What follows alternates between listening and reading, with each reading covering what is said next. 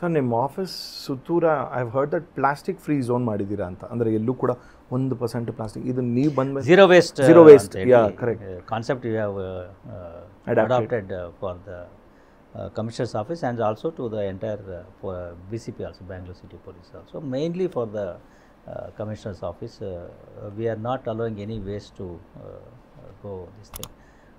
Segregation of waste ಮಾಡ್ತಾ ಇದ್ದೀವಿ. ಜೊತೆಗೆ ಸಿಂಗಲ್ ಯೂಸ್ ಪ್ಲಾಸ್ಟಿಕ್ ಏನಿದೆ ಅದನ್ನು ಅವಾಯ್ಡ್ ಮಾಡಿದ್ದೀವಿ.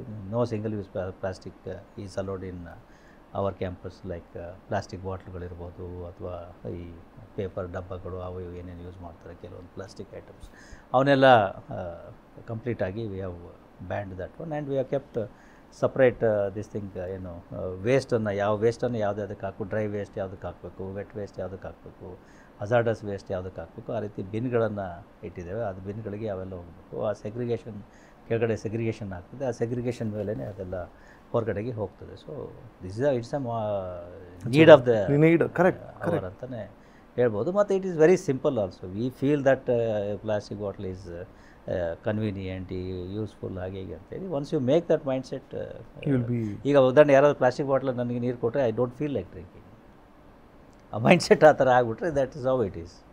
You don't feel like drinking. ಕೆಲವರಿಗೆ ಆ ಪ್ಲಾಸ್ಟಿಕ್ ಬಾಟ್ಲ್ ನೀರೇ ಬೇಕು ಅಂತ ಪ್ರಿಫರ್ ಮಾಡ್ತಾರೆ. They don't like ಸಬಡಿ giving.